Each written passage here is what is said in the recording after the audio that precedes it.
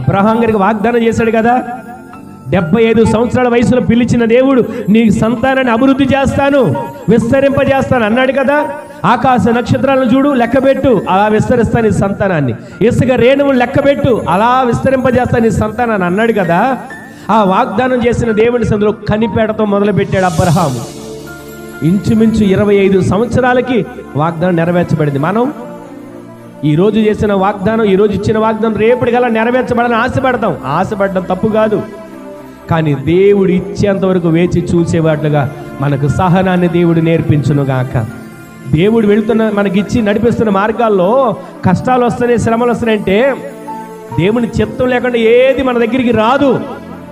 బలహీనత వచ్చినా దేవుని చిత్తం లేకుండా ఏది మన దగ్గరికి రాదు. సమస్య వచ్చినా దేవుని చిత్తం లేకుండా ఏది మన దగ్గరికి రాదు. ప్రతి దానిలో మనం సహనముతో, ఓర్పుతో, ఓపికతో కనిపెట్టగలిగిన కృప దేవుడు మనకి దయచేయునుగాక.